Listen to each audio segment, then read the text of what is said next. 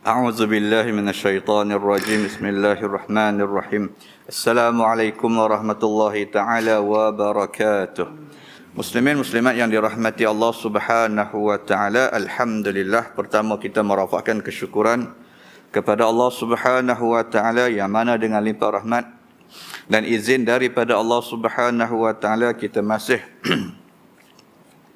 dikurniakan dengan kesempatan masa dan juga waktu untuk terus dapat berada di atas muka bumi Allah Subhanahu wa taala ini. Mudah-mudahan kesempatan dan juga ruang masa yang masih ada maka dapat dipergunakan terutama dalam kita meneruskan apa yang telah pun menjadi tanggungjawab ataupun kewajipan kita terhadap Allah Subhanahu wa taala, iaitu untuk kita beribadah, melaksanakan apa yang diperintahkan dan meninggalkan apa yang dilarang. Mudah-mudahan kita mengharapkan ada di antara amalan-amalan ataupun kebaikan-kebaikan yang kita laksanakan akan diterima sebagai suatu amal yang soleh yang boleh kita harap menjadi sebab ataupun punca untuk kita mendapat rahmat, keredaan dan keampunan daripada Allah Subhanahu wa taala, terutama di akhirat kelak insya-Allah. Jadi dalam kesempatan yang ada pada malam ini kita akan menyambung perbincangan ataupun melihat kepada persoalan yang terdapat dalam pengajaran yang ke-27 dalam kitab yang kita gunakan sebagai rujukan yang dinamakan sebagai Al-Mawa'izul Badi'ah. Bila mana dalam perkongsian ilmu yang telah lalu telah pun kita membincangkan tentang di antara peringatan ataupun apa yang disebut oleh pengarang kitab dalam pengajaran yang ke-20 ketika mana berkata Allah Subhanahu wa taala, dan di antara apa yang disebut ialah dan khaliskan, yakni ikhlaskan olehmu akan ilmumu, dan bahawasanya yang menerima itu amat melihat, maka segala keinginanmu itu di dalam syurga jua dan kemenanganmu itu di dalam akhirat jua, dan pada hadapanmu itu beberapa bidadari yang indah-indah. Jadi telah pun kita kongsikan persoalan yang disebut sebagai apa yang dipesan oleh Allah Subhanahu wa taala agar kita mengikhlaskan ilmu. Yang bermaksud kaitan ilmu dengan amal. Kaitan ilmu dengan amalan-amalan yang dituntut oleh Allah Subhanahu wa taala. Kerana kita sedia memahami di antara persoalan yang utama yang perlu kita faham di sebalik penciptaan kita manusia ini, iaitu apa yang disebut sebagai tujuan kita ataupun urusan kita hidup ini adalah untuk kita beribadah, melaksanakan apa yang diperintahkan oleh Allah. Dalam keadaan kita nak melaksanakan perkara itu, maka perlukan kepada apa yang disebut sebagai persoalan ilmu tadi, agar mudah-mudahan apa yang kita buat, apa yang kita laksanakan akan diterima. Kenapa? Kerana Allah juga berpesan dalam perkara yang sama, kata Allah, dan bahawasanya yang menerima itu amat melihat. Maksudnya Allah akan menilai apapun kerja yang kita lakukan, apapun ibadah yang kita buat, maka ada nilaiannya di sisi Allah Subhanahu wa taala. Tak kiralah sama ada perkara tadi benda yang kecil ataupun perkara yang besar. Dan ketika mana mudah-mudahan amalan tadi akan menjadi sebab untuk kita mendapat apa juga perkara yang dikurniakan oleh Allah Subhanahu wa taala di dalam syurga, dan amal-amal yang kita buat tadilah menjadi sebab kita digolongkan ke dalam golongan mereka yang disebut sebagai golongan yang berjaya. Faulaika humul muflihun. Mereka yang tergolong dalam mereka yang tergolong dalam golongan yang mendapat kejayaan ataupun kemenangan di akhirat. Jadi bermaksud di antara persoalan yang kita kena ambil kira di dalam apa yang telah pun kita sebutkan hari itu, bahawasanya ilmu tadi tak dapat kita pisahkan ketika mana kita nak beramal, kerana mudah-mudahan dengan kita kaitkan ilmu dalam amalan tadi, maka dia menjadi sebab amal itu diterima sebagai satu amal yang soleh. Kenapa? Kerana ada hubungannya amal dengan rahmat Allah Subhanahu wa taala. Ketika mana kita sedia maklum bahawasanya amalan-amalan yang kita buat ini sesuatu yang sebenarnya tidak cukup. Sesuatu yang sebenarnya tidak memadai untuk kalau kita nak meraih rahmat Allah ataupun nak dapat syurga Allah Subhanahu wa taala. Tapi kita mengharapkan mudah-mudahan di sebalik amal Di sebalik kerja buat yang kita buat tadi, ketika kita sumberkan ataupun kita dasarkan kepada ilmu itu, maka itulah yang akan menjadi sebab kita mendapat rahmat daripada Allah Subhanahu Wa Taala, dan dengan rahmat tadi membolehkan untuk kita tergolong dalam golongan mereka yang berjaya dan mendapat apa juga perkara yang dijanjikan oleh Allah Subhanahu Wa Taala ketika mana kita berada di akhirat kelak.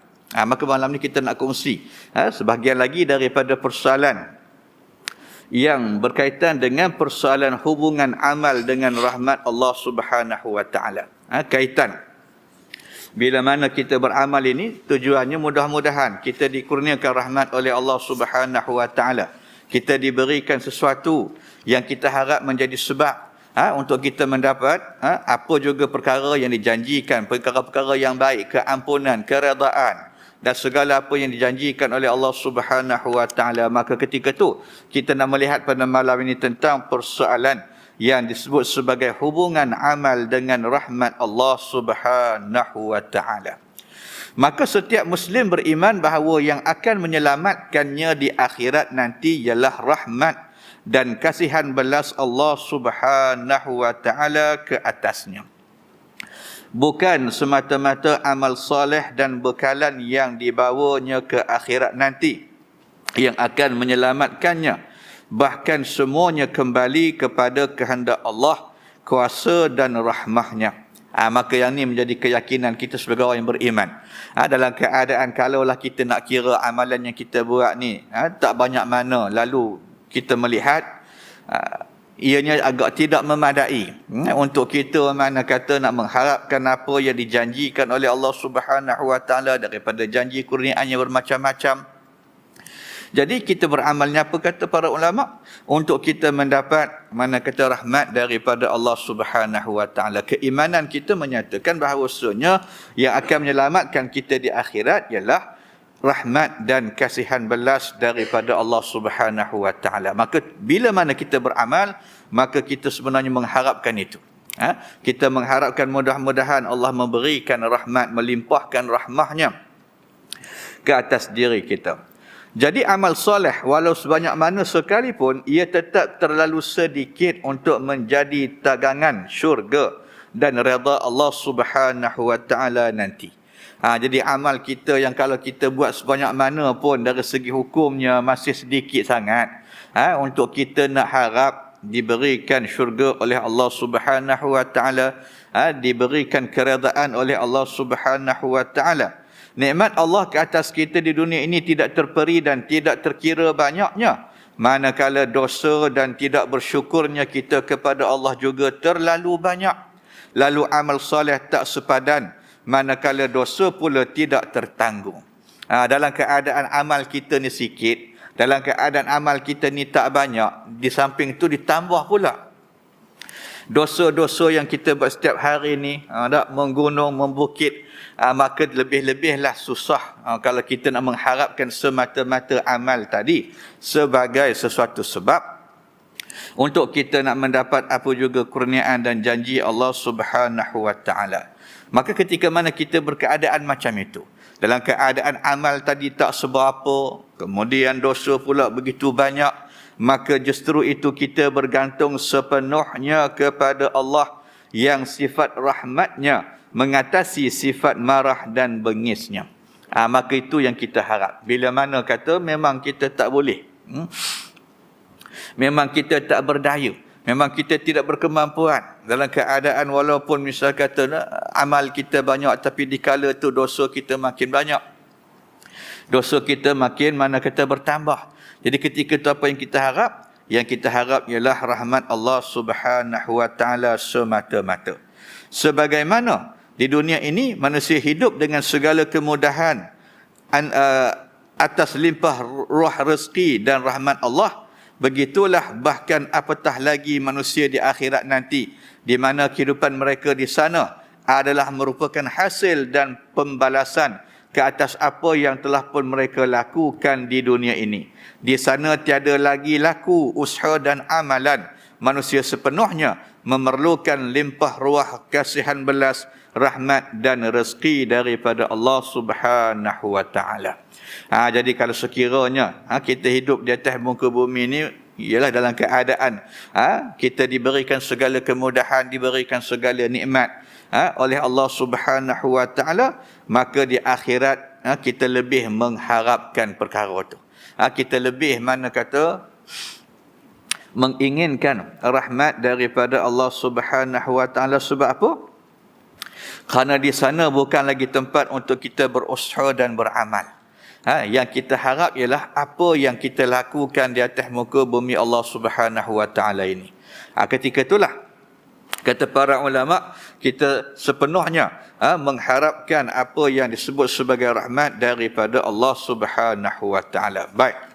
Maka kita berusaha ketika mana kita nak mengharapkan rahmat Allah tadi, maka rahmat itu tidaklah datang dalam keadaan begitu saja, tetapi perlu kita usahakan, perlu untuk kita dapatkan, perlu untuk kita cari. Lalu kita berusaha dengan melakukan amal-amal yang soleh di dunia. Maka di antara cara kita nak dapat rahmat Allah Subhanahu wa taala ialah ketika mana kesempatan hidup ini masih dikurniakan oleh Allah Subhanahu wa taala, maka ketika itu kita beramal.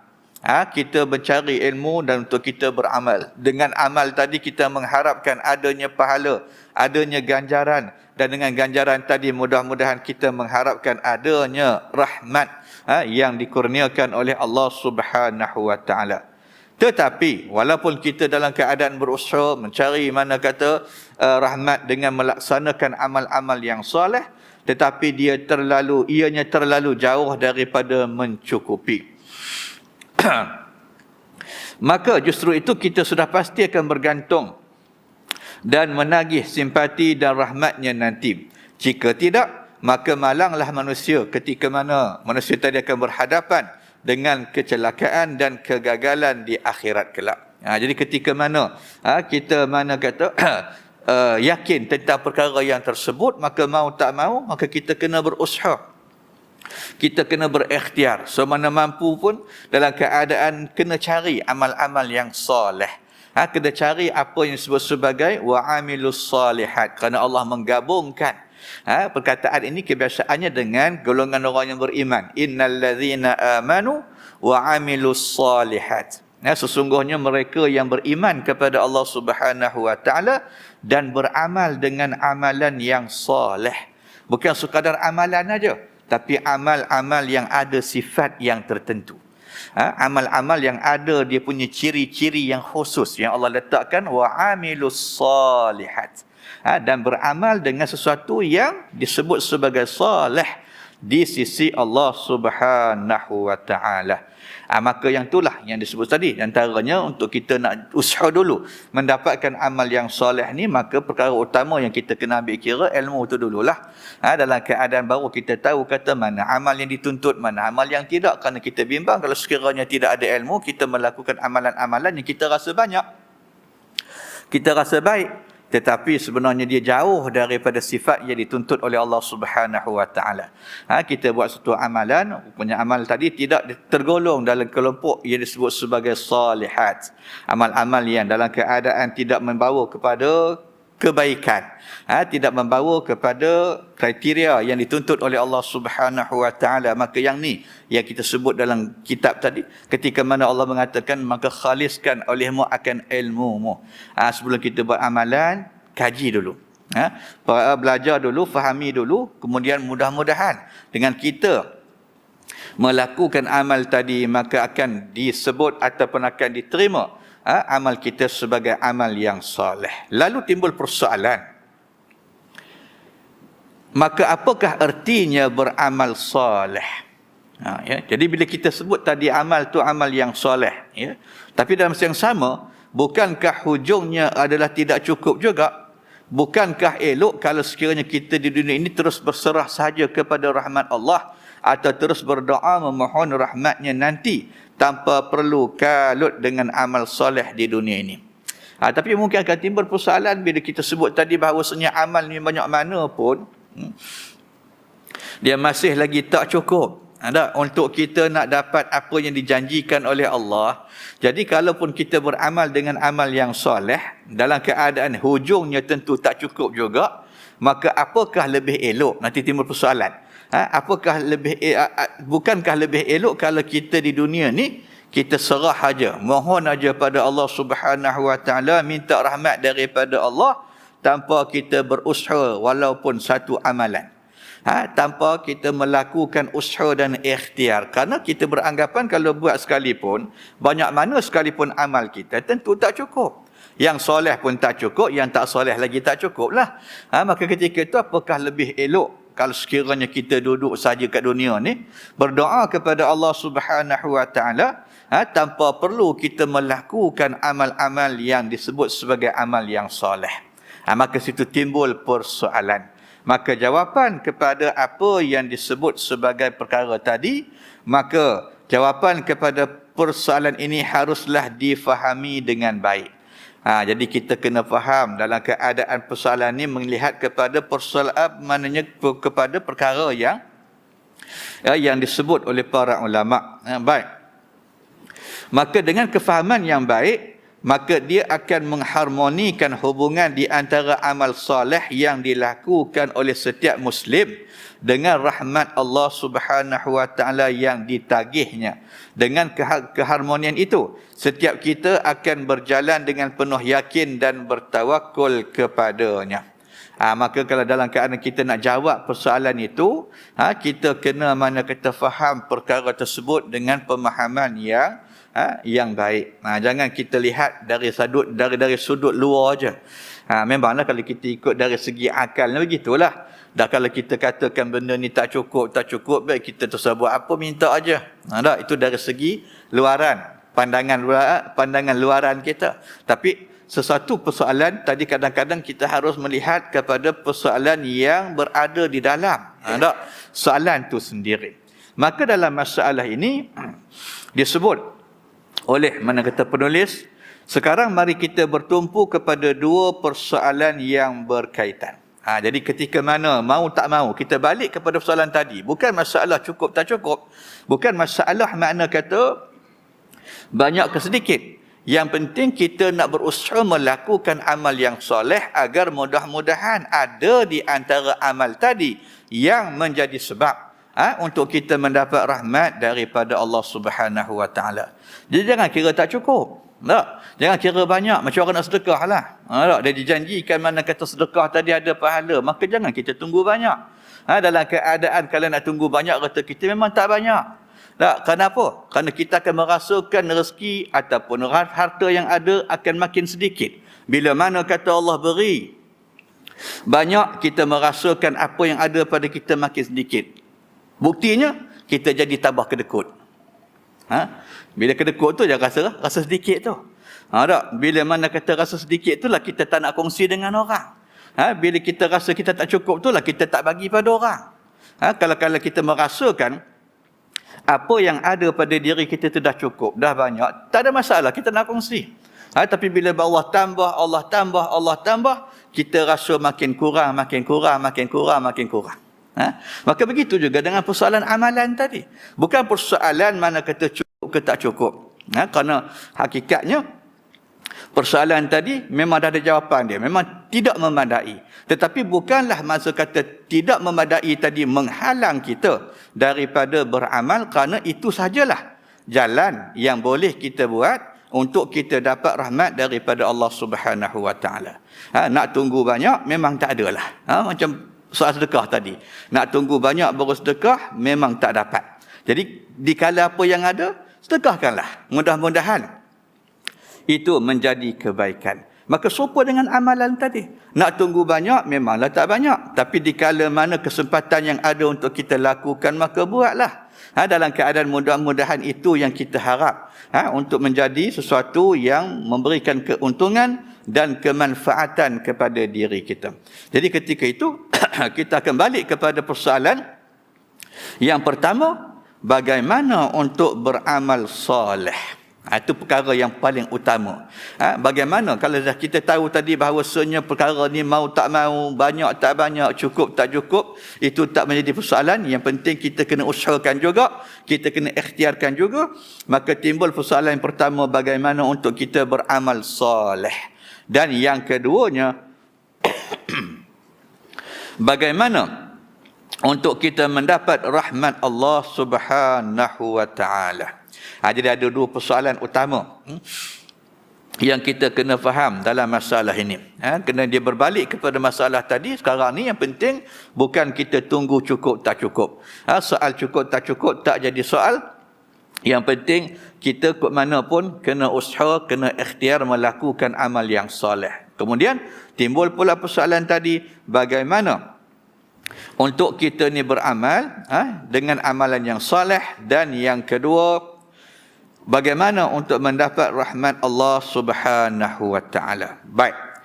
Maka menjawab persoalan yang kita sebutkan tadi, sebenarnya soalan kedua adalah lebih baik didahulukan agar soalan pertama menjadi lebih mudah untuk dijawab.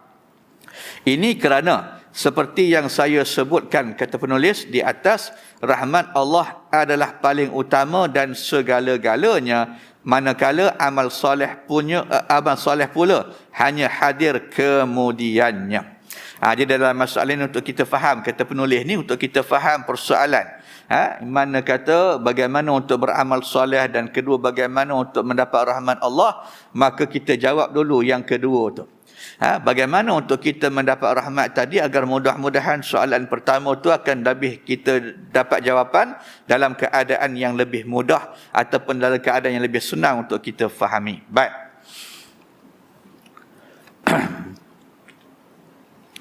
Maka kata penulis ni, ya, walaupun rahmat Allah adalah hak mutlak Allah untuk dikurniakan kepada sesiapa pun, tetapi Allah sendirilah yang mengajar manusia bagaimana untuk menjemput keredaannya dan kesukaannya terhadap para hamba-Nya.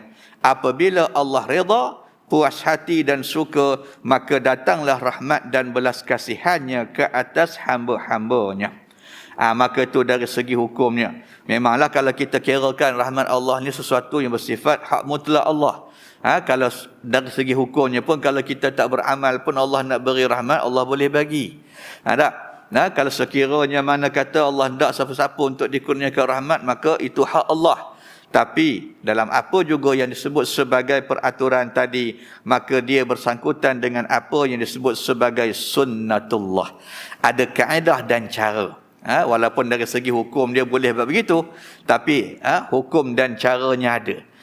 Begitu jugalah macam kita kat dunia ni. Kadang-kadang orang tu boleh bagi apa yang dia nak tu pada kita, tetapi kadang-kadang perkara tu tak sampai, melainkan dengan mengikut kaedah dan cara yang tertentu. Mengikut kepada bentuk-bentuk yang tertentu. Maka itu yang disebut dalam masalah tadi. Dalam keadaan mana kata rahmat tadi. Bila mana kata rahmat ini hak mutlak Allah, dan memang benar Allah boleh bagi kepada siapa yang Allah kehendaki. Tapi sebenarnya di situ ada satu peraturan yang mana Allah mengajar manusia untuk berusaha bagi mendapatkan keredaan dan juga apa yang diredai oleh Allah Subhanahu wa taala ke atas hamba-Nya. Jadi ketika mana kaedah itu ada, maka manusia tadi perlulah berusaha untuk mana kata mendapatkan rahmat daripada Allah Subhanahu wa taala. Baik. Ini perihal hari akhirat. Ia hari pembalasan dan bukan lagi hari ujian atau peperiksaan sebagaimana di dunia. Di dunia rahmat Allah turun melata tanpa memerlukan timbal balas daripada manusia. Boleh berlaku di dunia orang yang paling dimurkai Allah adalah orang yang paling kaya dan senang di dunia. Tetapi di akhirat nanti mustahil orang yang paling jahat adalah orang yang paling dirahmati Allah Subhanahu wa taala. Dan rahmat Allah di akhirat nanti adalah untuk mereka yang terpilih sahaja. Jadi rahmat Allah sebenarnya luas. Di dunia ni pun dah ada dah. Tapi dalam masalah di dunia ini, rahmat tadi turun dia merata. Dia tak kira kita jahat ke, kita tak ke, maka dia kadang-kadang mana kata sampai rahmat tadi. Seumpama contoh orang yang mungkin dalam keadaan hidup dia tadi cukup mewah. Allah beri lambakan mana kata harta kepada diri dia. Tapi ketika mana waktu tu dia merupakan orang yang paling kuat menentang Allah Subhanahu wa taala. Dialah merupakan orang yang paling Allah murka di atas muka bumi Allah Subhanahu wa taala. Tapi dia dapatkan apa? Kerana rahmat Allah tadi menyeluruh. Menyeluruh mana kita merata pada siapa pun. Tak ada masalah. Tapi yang kita harap ni di akhirat. Jadi bila kita harap di akhirat tu, dia sifat rahmat tadi dia tak sama macam di dunia. Kalau di dunia ni mana kata rahmat tadi bila Allah turunkan dia pergi semua orang. Tapi di akhirat kata para ulama' rahmat tadi hanya diberikan kepada mereka yang terpilih sahaja. Yang ni yang kita sebut, yang kata para ulama tadi Ar-Rahmanir Rahim. Sifat Rahman itu di dunia dan Ar-Rahim itu di akhirat. Hanya dikhususkan kepada hamba-hamba Allah Subhanahu wa taala. Dalam keadaan Allah bersifat Ar-Rahman. Dan juga Allah bersifat sebagai zat yang bersifat sebagai Ar-Rahim. Tapi apa beza Rahman dengan Rahim? Maka kata para ulama sifat Allah yang bersifat Rahman tadi dizahirkan di dunia ini dalam keadaan semua mana kata manusia dapat sama. Yang kafir pun dapat, yang beriman pun dapat, yang baik pun dapat, yang jahat pun dapat, semua dapat. Tapi sifat rahim Allah Subhanahu wa taala hanya terkhusus kepada mereka yang dipilih oleh Allah Subhanahu wa taala. Maka yang tu yang kita cari tadi. Dalam keadaan rahmat Allah ni kita harap di akhirat, kerana di sana tidak ada lagi dah sesuatu yang boleh kita usahakan dengan sendiri. Di dunia mungkin kita boleh berusaha, mungkin kita boleh minta tolong, mungkin kita boleh buat itu, buat ini. Kerana itu dia punya sifat, itu dia punya medan. Tapi bila mana kita berada di satu lagi tempat, di satu lagi zaman dan suasana, maka dikala itu kita tidak lagi dapat melakukan apa-apa melainkan hanya semata-mata mengharapkan Allah Subhanahu wa taala. Tak ada lagi dah waktu tu semana kata serajin mana pun kita nak bersedekah, tak ada lagi kesempatan waktu tu serajin mana pun kita nak beramal soleh. Tak ada lagi waktu tu serajin mana pun kita nak bersemayang sunat, tak ada dah. Kerana waktu tu waktu untuk kita menerima, waktu untuk kita mengharap, waktu untuk kita mana kata menerima apa juga perkara yang telah pun kita lakukan semasa kita berada di atas muka bumi Allah Subhanahu wa taala ini. Maka di kali itulah kita amat perlu mengharapkan rahmat daripada Allah Subhanahu wa taala. Baik. Jadi bagaimana menjemput rahmat dan kasihan belas Allah di dunia dan akhirat? Di dunia, kesenangan atau kesukaran hidup tetap diiringi dan diselubungi rahmatnya. Manakala di akhirat nanti kesukarannya ditukar menjadi kesenangan dengan rahmat Allah Subhanahu wa taala. Jadi bila mana kata kita mengharapkan rahmat daripada Allah, terutama di akhirat, maka jawapannya adalah dengan beramal soleh dan dengan meletakkan apa yang disebut sebagai husnuzan terhadap Allah Subhanahu wa taala. Bermakna kita buat rahmat, kita buat amalan, kita buat amalan dan mengharapkan maknanya Allah menerima amalan-amalan yang kita buat. Kena ada sangka baik dengan Allah Subhanahu wa taala. Kena ada pengharapan yang kita sebut dalam ilmu tasawufnya sebagai khauf war raja. Kita bimbang amal tadi mana kata ditolak ataupun tak diterima. Tapi dalam masa yang sama, kita mengharapkan agar Allah Subhanahu wa taala menerima amal kita. Walaupun mungkin amal yang kita buat tadi tak seberapa, walaupun mungkin amal yang kita lakukan tadi tak banyak mana, tetapi di situ kena ada apa yang disebut sebagai husnuzan. Mana kita menggantungkan pengharapan yang sepenuhnya terhadap Allah Subhanahu wa taala. Maka Allah menanti-nanti daripada kita apa yang kita lakukan dan persembahkan kepadanya untuk menjadi bukti nyata betapa kita mengharapkan rahmat dan kasih sayangnya itu. Maka apa yang kita sebut sebagai amal yang soleh tadi sebenarnya menjadi tanda, menjadi bukti nyata bahawasanya kita amat-amat mengharapkan rahmat. Itu yang kita lakukan amalan tadi. Bukan soal kata cukup ke tak cukup. Kita nak tunjuk bukti. Bila orang kata kita ni mana kata nak satu benda, apa bukti kata kita nak benda tu.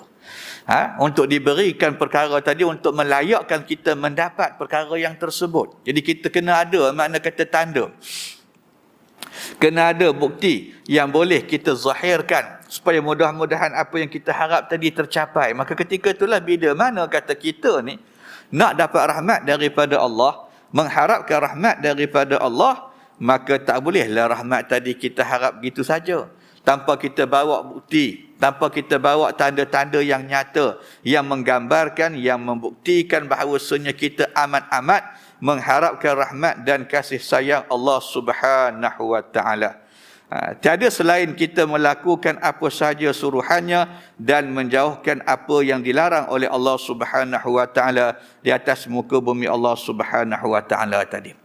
Jadi dalam masalah ini maknanya dalam keadaan kata kita mengharapkan rahmat tadi, kita beramal, kita melakukan apa yang disuruh dan menjauhkan apa yang dilarang oleh Allah Subhanahu wa ta'ala. Maka itu ajalah yang kita buat. Apa yang Allah suruh, maka itu yang kita lakukan. Apa yang Allah larang, itu yang kita tinggal. Maka persoalannya berbalik kepada persoalan yang telah pun kita sebut hari itu.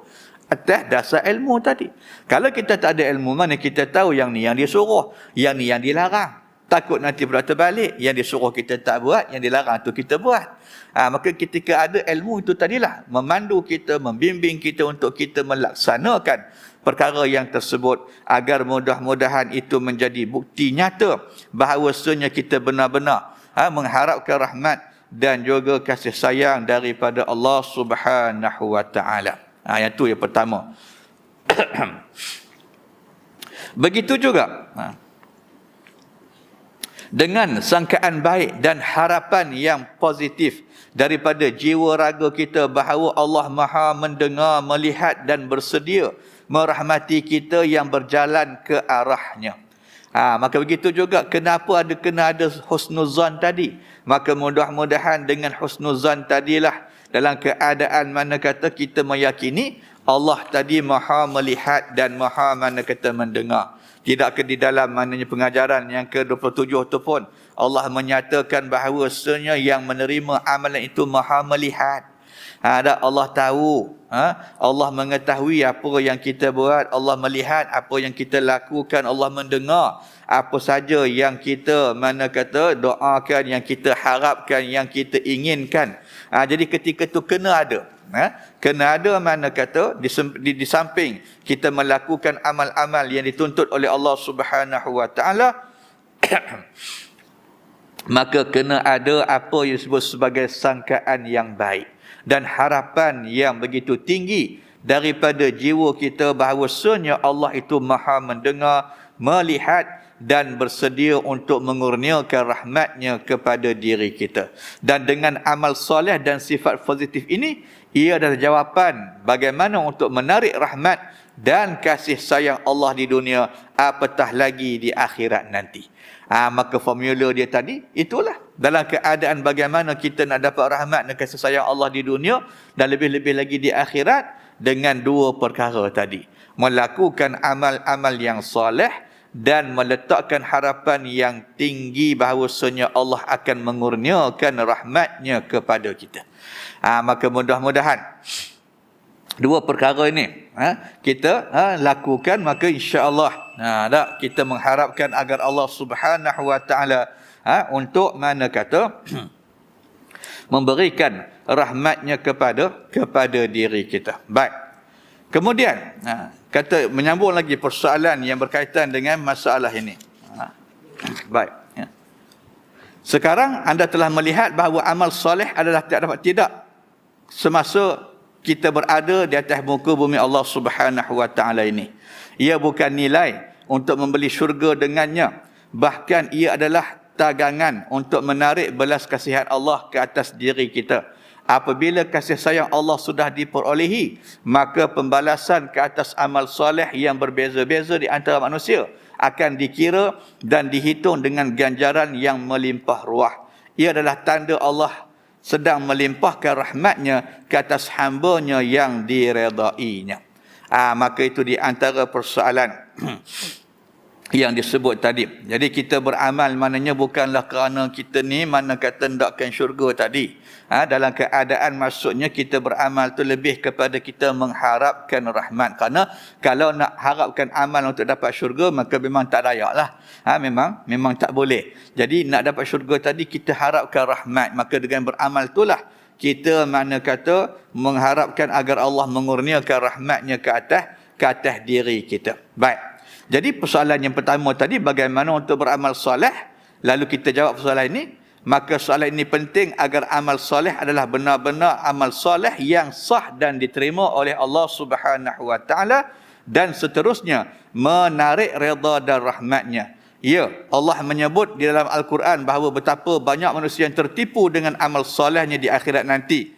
Disangkanya menjadi tetapi hakikatnya kosong dan tertolak. Jadi masalah ni kita takut. Dalam keadaan kita beramal, kita beranggapan kata amal yang kita buat tadi amal yang soleh, rupanya tak ada apa-apa. Jadi ketika tu, bagaimana untuk kita beramal dengan amal yang soleh? Ini di antara perkaranya kita ringkaskan. Baik. Persoalan pertama, penyelamat amal yang soleh adalah akidah yang benar. Sebelum apa pun kita nak buat, amalan ini dia bergantung kepada akidah. Kepada soal iman kita terhadap Allah Subhanahu Wa Taala. Bila mana kata iman tadi benar, iman tadi sah, maka ya dia menjadi sesuatu yang menyebabkan amal itu diterima. Begitu juga penyelamat amal soleh juga adalah ketepatan dengan ajaran Rasulullah sallallahu alaihi wasallam. Dan penyelamat yang ketiga amal soleh yang terakhir adalah keikhlasan kepadanya. Lalu semua amal soleh yang mengandungi ketiga-tiga syarat itulah yang nanti akan diterima oleh Allah Subhanahu Wa Taala sebagai amal soleh yang benar dan berwibawa bagi menjemput kasih sayang dan rahmat Allah Subhanahu Wa Taala. Jadi umumnya dalam keadaan secara ringkas, jadi amal soleh tadi untuk kita jadikan sebagai amal yang soleh, dia kena ada 3 perkara. Pertama, amal tadi mestilah berasaskan kepada akidah yang benar. Yang kedua, amal-amal tadi mestilah bertepatan dengan ajaran Rasulullah sallallahu alaihi wasallam, dan yang ketiganya dalam keadaan kita lakukan secara ikhlas kepada Allah kerana Allah Subhanahu Wa Taala. Maka tu mana kata 3 faktor yang disebut sebagai persoalan amal yang soleh. Jadi kalau ada 2 je, 1 tak ada, tak soleh juga. Kita lakukan amal tadi atas akidah yang sah, atas keikhlasan, tapi malangnya amal tadi tersimpang daripada apa yang diajar oleh Nabi kita Muhammad sallallahu alaihi wasallam. Tersasar daripada apa yang dituntut, yang disebut sebagai ajaran Nabi kita Muhammad SAW, maka tak juga dikira sebagai amal yang soleh. Jadi setiap amal soleh tadi, maka kita kena letakkan atas 3 asas utama. Yang tu yang kita bincang hari itu, dia berbalik kepada soal ilmu tu. Kita mengetahui apakah ini perkara yang dituntut oleh Allah Subhanahu Wa Taala berdasarkan kepada ilmu. Dah kita tahu kata betul benda ni dituntut. Ilmu pula bagaimana nak melaksanakan perkara ini. Apakah dia bertepatan dengan apa yang disuruh oleh Nabi kita. Maka berdasarkan pada ilmu juga. Kemudian barulah datangnya mana kata keikhlasan tadi. Dalam keadaan kita melakukan amal tadi untuk kerana Allah Subhanahu Wa Taala. Maka itu yang disebut sebagai persoalan mana kata amalan yang disebut sebagai amal yang soleh. Maka tanpa 3 perkara ini, amal itu tidak dikira sebagai amal yang soleh. Jadi bila tak dikira sebagai amal yang soleh, maka tak ada apalah yang dapat mana kata kita perolehi daripada amal yang kita lakukan, kerana di antara mana kata kaitan rahmat tadi ialah amal yang disebut sebagai amal yang soleh. Maka itu yang dapat kita kongsikan bersama pada malam ini sebagai menyambung persoalan yang disebut oleh Allah Subhanahu Wa Taala dalam pengajaran yang ke-27.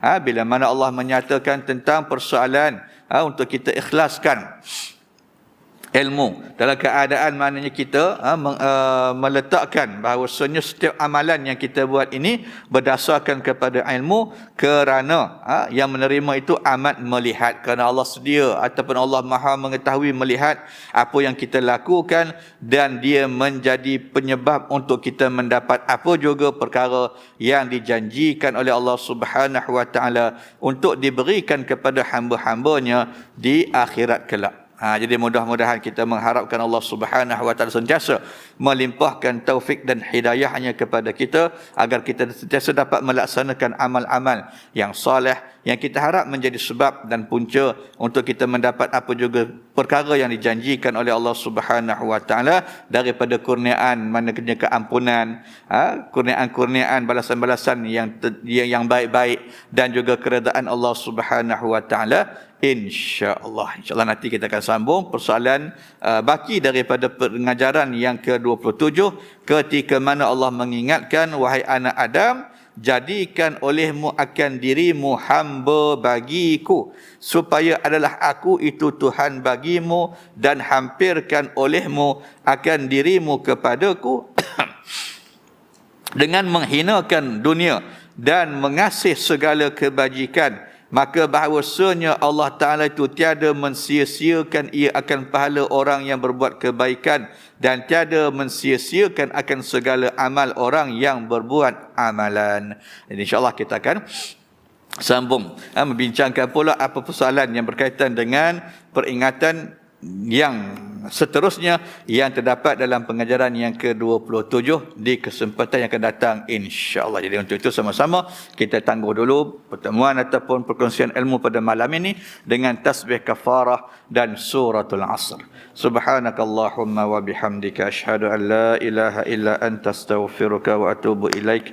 Bismillahirrahmanirrahim. Wal 'asri innal insana lafi khusr illa alladhina amanu wa 'amilus shalihat وتواصوا بالحق وتواصوا بالصبر. أعوذ بالله من الشيطان الرجيم. بسم الله الرحمن الرحيم. الحمد لله رب العالمين حمدا حامد حمدا شاكر حمدا يوافي نعمه ويكافئ مزيده. يا ربنا لك الحمد كما ينبغي لجلال وجهك وعظيم سلطانك. اللهم صل وسلم على محمد وعلى آل محمد. اللهم اجعلنا من الذين يستمعون القول فيتبعون أحسنه. وصل اللهم على سيدنا محمد وعلى أزواجه وذرياته أجمعين. سبحان ربك رب العزة عما يصفون والسلام على المرسلين والحمد لله رب العالمين. السلام عليكم ورحمة الله تعالى وبركاته.